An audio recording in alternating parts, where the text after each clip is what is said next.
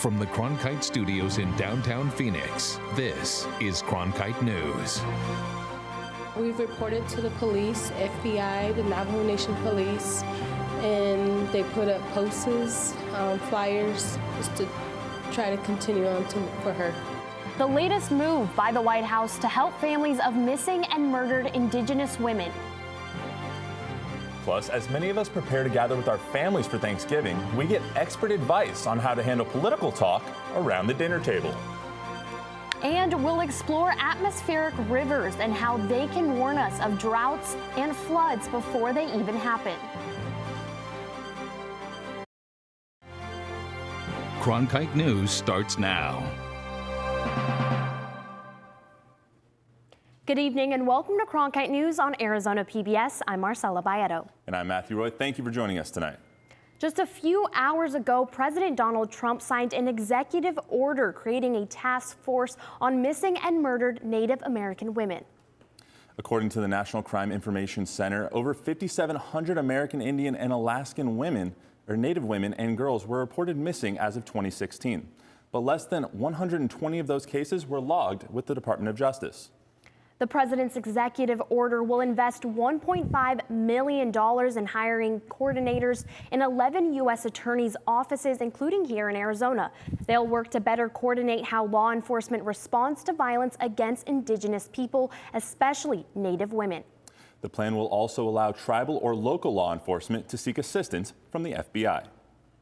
Arizona is among several states working to learn more about missing and murdered Native American women and girls. Cronkite News reporter Annika Abbott attended a hearing in Tuba City where a newly formed state committee is trying to address these tragedies and bring families some sense of closure. Over the past century, Indigenous women all over North America have gone missing. Their disappearances and murders too often unsolved.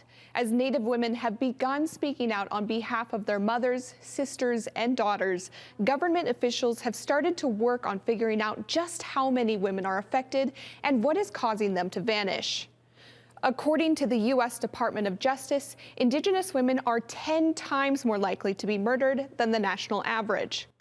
More than 8 in 10 experience violence in their lifetime, and more than 80% of victims have been involved in a domestic violence dispute. In August, Governor Doug Ducey signed legislation creating a study committee on the problem. Because funding was not immediately released, the work so far has moved at the speed of bureaucracy, according to committee chair Jennifer Germain. The committee recently gathered to hear from the public. I spoke with lawmakers and family members of victims about their frustrations and what comes next. Lawmakers, tribal leaders, experts, and community members pack into a hotel conference room in Tuba City. It's the second study committee meeting on missing and murdered Indigenous women and girls. Family of victims are here to testify and learn more about the state's progress. Navajo woman Latoya Apachito seeks help finding her missing sister-in-law. Ways to try to search for her, try to get answers. Most part, just pray she comes home safe. Among the greatest challenges in solving the issue, building an exhaustive and accurate database of victims. Some of the details that we're looking for are not in queryable fields in law enforcement databases. They're in police report notes, they're in television interviews, they're in newspaper reports. The committee will be working with student researchers from Arizona universities to collect all this information. But one other problem, some relatives may be reluctant to go to authorities. Many families choose not to report their missing relatives, partly because of a mistrust in law enforcement, but also partly because of jurisdictional issues. For example, bodies of found murdered women may not be recovered for several hours to even more than a day because of those jurisdictional issues. If women are reported missing, or if a woman calls the police for help, the closest police officer can be 3 hours away. Even when reports are filed, some families say updates are few and far between. Senator Jamesita Peshlikai, a Navajo woman from Cameron, is a relative of 3 murdered women. She is vice chair of the study committee and translated for Mary Kay James, a Navajo woman missing her granddaughter. She has not heard anything back as a follow-up the authorities that have been searching. They've been given no updates as a family. The study committee plans to hold future meetings on tribal lands so that those affected most can testify. It's expected to take several years just to build that database of missing and murdered women. The study committee plans to meet again in December, though the date and location have not been set. I'm Monica Abbott, Cronkite News. Former New York City Mayor and billionaire Michael Bloomberg is making Phoenix his second stop on the campaign trail just days after formally announcing his candidacy for president. Bloomberg's campaign is placing extra importance on Arizona, which is being considered a key battleground state by many. Arizona is one of 4 states included in Bloomberg's record-breaking $100 million ad buy, and one of 5 states in which he plans to register 500,000 voters from underrepresented groups. In short, I run my company according to my values: honesty, integrity, fairness, and inclusion. And that's the same approach that I brought to city government. Bloomberg has also weighed in on issues such as gun reform, a wealth tax, and immigrant rights, all of which he says he supports and believes sets him apart from President Trump. This week is Thanksgiving, and 27 days later, it'll be Christmas. This is why, if things go as they have in the past, the 2020 race will freeze in place until New Year's. Political experts say the freeze is very good news for Buttigieg, who, according to recent polling in Iowa and New Hampshire, has surged to the front of the pack in both states. And it's not bad news for the other 3 top-tier candidates, Sanders and Warren, as well as Biden. Their support in the teens to lower 20s in all early state and national polling is likely to stay right where it is. Who the freeze affects most negatively are those candidates trying to push into that top tier like Klobuchar and Yang. Friends and families everywhere will gather around the table for Thanksgiving this week. But with the country embroiled in impeachment proceedings, will that turkey and gravy be served with a side of political turmoil? Cronkite News reporter Gabrielle Oliveira joins us in studio to explain just how to navigate the rough waters of a divided nation when gathering with those of different political stripes. I'm traveling to California tonight. What's going to happen at my dinner table on Thursday? Well, to talk politics or not around the holiday table? That is the question for many families this holiday season, especially amid the ongoing impeachment hearings. As the impeachment investigation continues, Arizonans might find themselves in some uncomfortable conversations this holiday season. Sally Heiser is prepared. Her plan: avoid touchy topics as much as possible. Just not a subject that comes up on the holiday because we try to catch up on each other's lives. While Heiser plans to stick to safe subjects, Arizona State University student Julian Leher thinks it's important to tackle such matters head on. And so it's not like a gotcha type of thing, like, haha, I know more than you. It's like, let's have a conversation so that both myself, the person I'm speaking to, and the people around me can learn more about the issue and about what other people think about the issue. Jason Grumet heads the Bipartisan Policy Center, a Washington, D.C. think tank that advocates for people to work across the political aisle. He jokes some are calling Thursday's holiday Thanksgiving, but suggests that families find ways to talk about their differences. This is a government of by and for the people, and we the people have got to step up a little bit. If we can't have conversations with each other, it's hard to imagine that our elected officials are going to do much better. And so while it may be tough to avoid talking politics this holiday season, those like Heiser and Leher are mostly looking forward to spending time with family. The holidays are a time for thinking a little higher thoughts than we sometimes do, for joining each other together at meals and prayer, at in circumstances where we don't have to bring up those subjects at all. If you don't think you can dodge tricky topics this holiday season, experts suggest practicing how to have difficult conversations long before the table is set and the turkey is carved. So if someone asks you something difficult at the dinner table on Thursday, what are you going to say? I'd probably keep it real. I'd be honest. What about you? I'll change the subject. Really? What about you? Oh, I'm going to be talking about football. That's a safe topic. Yeah, we got Bills, Cowboys. There you go. There you go. We got a lot of good teams. Well, thank you, Gabby. That was a great reporting. Thank you.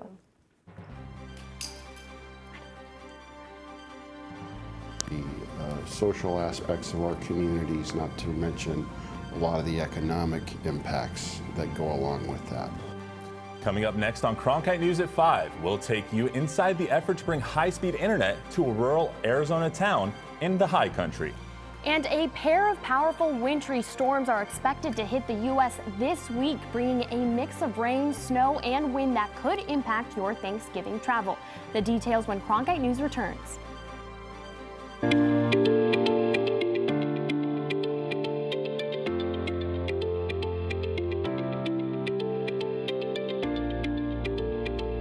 weather around Phoenix is just beautiful today. Let's take a look at the weather around the valley. Thank you for joining us for the special edition of Cronkite News. Here are the top stories that we're tracking today at noon. Some of the best players for their program.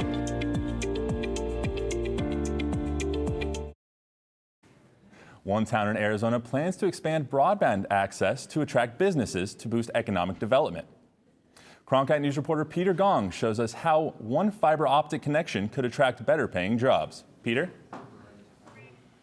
Many businesses now rely on computer programs to track inventory, make deliveries, and even make their products. So having strong internet is vital to their business.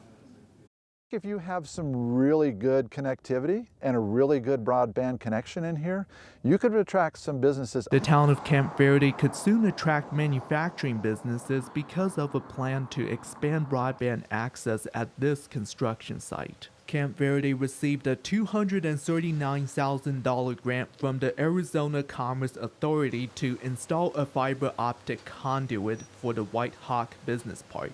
So here at this construction site, the pipe has already been installed underground, so the plan is to connect the fiber optic line from the traffic light, run the line through the underground pipe, and then connect the fiber optic line to the buildings where it will be built at this construction site.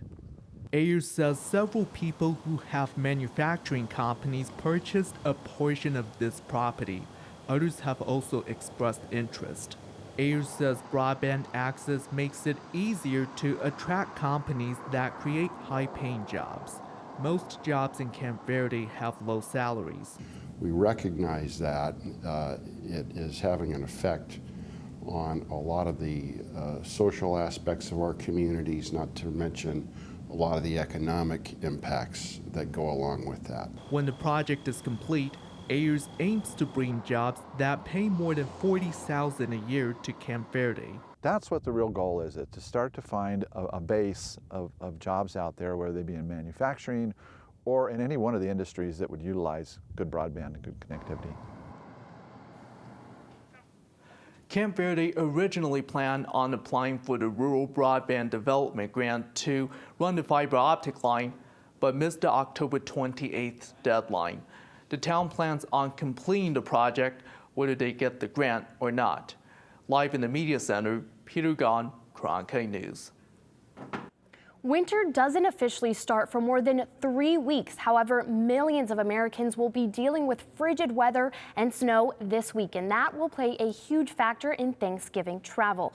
The National Weather Service says a historic storm is hitting parts of the West Coast today and tomorrow, with Wednesday expected to be the roughest travel day this week.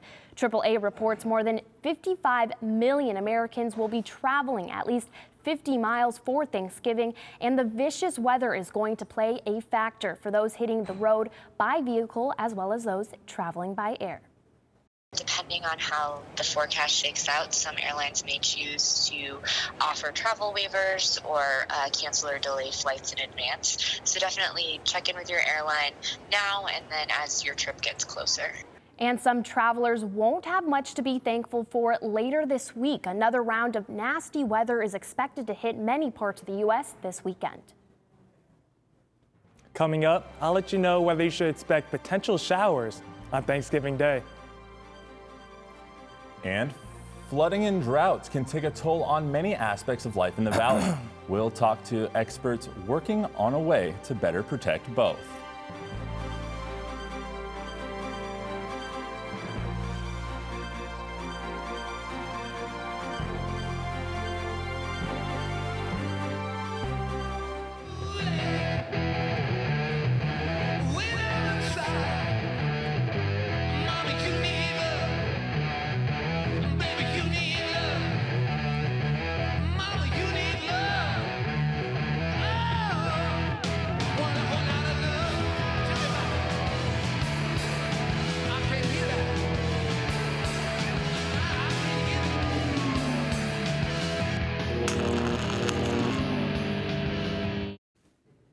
may have heard of the Pineapple Express, a massive amount of moisture up in the atmosphere that can cause a lot of flooding and destruction. Now, scientists at the University of California, San Diego have created a way to categorize these events, much like hurricanes. Cronkite News reporter Jordan Evans has more. Out here in the western U.S., rain and snow contribute to most of our water supplies, and most of that rain and snow falls during the winter, largely from weather phenomenon known as atmospheric rivers. However, too little or too much precipitation can cause significant economic losses. I talked with a team of researchers in La Jolla to learn about a new scale they have created for these atmospheric rivers. The beaches in La Jolla, California are not only home to the sea lions, but also to a team of researchers at the Scripps Institution of Oceanography. They've developed a new tool to help forecasters and other parties plan for major rainfall events. 3, 2, 1. If an AR is about to make landfall, we can say that it's generally hazardous and that it will result in some flooding, and that will provide more information to forecasters and potentially emergency managers as well. So before we get into the details of the scale itself, let me show you exactly what makes up an atmospheric river. And they are literally rivers of water in the atmosphere, several thousand feet up above the Pacific Ocean. And this is picked up by strong winds aloft known as the jet stream. And when that moisture gets rammed into the mountains along the west coast, then we see those clouds begin to form and eventually heavy precipitation for areas that just don't receive a lot of it. Red line is the temperature and the green line is the relative humidity. Weather balloons are just one tool these researchers use to determine the strength of an atmospheric river. During the winter season, when we actually have storms, atmospheric rivers coming through, launching the radiosondes in those conditions gives us really novel information on the structure of the atmosphere. And those observations are actually the fundamental basis of numerical weather prediction, which is where your forecast really starts. And balloons are just one piece of the puzzle. The other piece is a little bit more involved. Just like in hurricanes, the U.S. Air Force will send planes into these atmospheric rivers over the ocean to get readings days in advance. And they'll release dropsondes, which are really similar to the radiosonde that you just saw launched from the pier. The aircraft then report the measurements directly back to the national centers that do the modeling. Balloon launches and aircraft flights are key to determining the scale of an atmospheric river. The data collected helps answer several questions for forecasters. How intense is the integrated vapor transport going to be over this local area, and how long will it last? And that helps us to then categorize this particular event that's impending based on the scale that was developed. And atmospheric rivers don't just impact the coastal states. Here in the Southwest, we sometimes feel the effects too. Arizona, for instance, was hit hard by one in January of 2010. We had a series of several weather systems that moved across the state. They were associated with atmospheric rivers. This brought about 3 inches of rain to the Phoenix area. Flagstaff had about 4 feet of snow. There were roof collapses. There was flooding a lot of locations, really strong winds. So it had a very large impact on the state. And sometimes atmospheric rivers are labeled as drought busters. In fact, the 2010 event in Arizona nearly erased severe drought from the state. More recently, California's 6-year-long historic drought was completely erased in 2017, thanks to a series of atmospheric rivers. For states that rely on precipitation for water supplies, Michael Anderson with the California Department of Water Resources says the scale could be a vital tool for water planning. Looking at the combination of both integrated vapor flux and duration, and being able to describe from a water management perspective that this gives us a way to describe that balance between how much is benefit and how much is hazard. So the next step? Forecasters need to test the scale with upcoming atmospheric river events before it can become operational in the National Weather Service. What we would need to see from there going forward, what does that necessarily mean? What does that, if you're going to be impacted by these different categories of atmospheric rivers, what are the impacts? Now, because the National Weather Service is currently not using the scale in their forecasts, you can check out the category of an upcoming atmospheric river event on the Center for Western Weather and Water Extremes website. In the Broadcast Center, Jordan Evans, Cronkite News. We now have Millard Thomas joining us here at the desk. It was beautiful in La Jolla where Jordan was, but is that going to look like what we're going to see this week? I mean, I hope, but I hear that when I walk out of my house on Thursday, I'm going to have a plate or a turkey or something covering my head. What's going to be going on? So don't expect weather like you just saw there in La Jolla. So we might actually see some rain later in this week, but before that, let's start with your Tuesday weather report.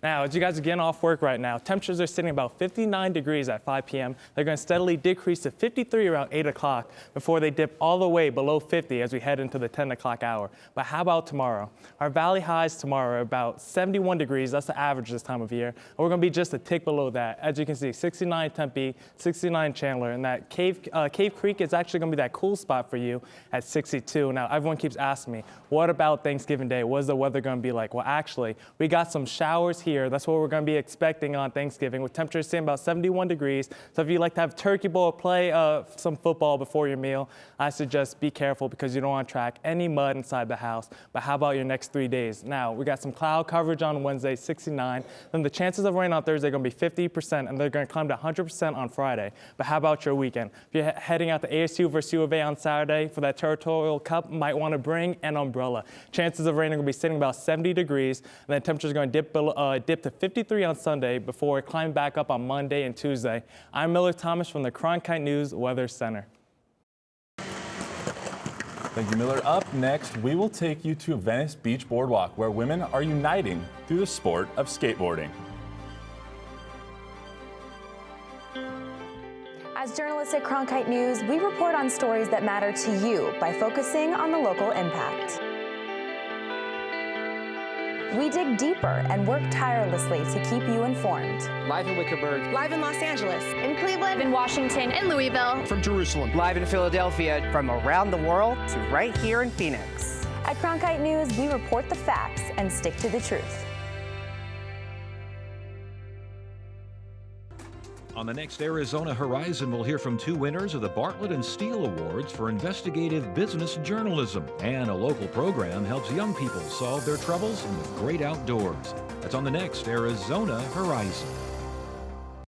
I'm Judy Woodruff. Tonight on the NewsHour, pro-democracy forces in Hong Kong deliver a stunning rebuke to Beijing at the ballot box. Coming up after Cronkite News and Arizona Horizon on Arizona PBS. One sport that's commonly male-dominated is skateboarding, but a new Los Angeles-based all-girl skating community is focused on uniting women through a sisterhood that has a mission to empower women to break gender boundaries. Now, Cronkite News reporter Kirsten Corns joins us from the Los Angeles Bureau to share more on this all-girl group carving their own place in history. Here in Los Angeles, where skateboarding was invented, I caught up with Arizona native and skater Kelsey Harkin, who is part of a movement to help girls and women get comfortable on a board. And it all started right down the street here in Venice Beach. Girl Swirl is not waiting for society to decide their future. They're carving their own path. We basically started skating together, and the first night that we all got together, we were like, this is really magical. We want to get more girls involved and do group skates weekly. Girl Swirl's mission is to empower women to break gender boundaries in the male-dominated sport of skateboarding. The mission to create an unbreakable sisterhood that offers support and sometimes literally picks each other up. Just love that it's so inclusive and just makes you feel like you have a bunch of sisters and a community and a place that sometimes can feel a little lonely. And for these members, it's as much about finding women like themselves as it is about the sport. I grew up literally the only girl skater in my group of friends and in my town at that. And so I always thought I didn't get along with girls. And it just turns out I just didn't have any girlfriends that had common interests. And now this united group of 7 to 40-year-old females is ushering in the next generation of girl skateboarders at their bi-monthly group skates. Here with the Boys and Girls Club of Venice at one of Girl Swirl's mini skate mentorships, they give free skate lessons to young girls ranging from elementary to high school. I think one thing that Girl Swirl is showing is that not only that girls can skateboard, but girls can be girls when they skateboard.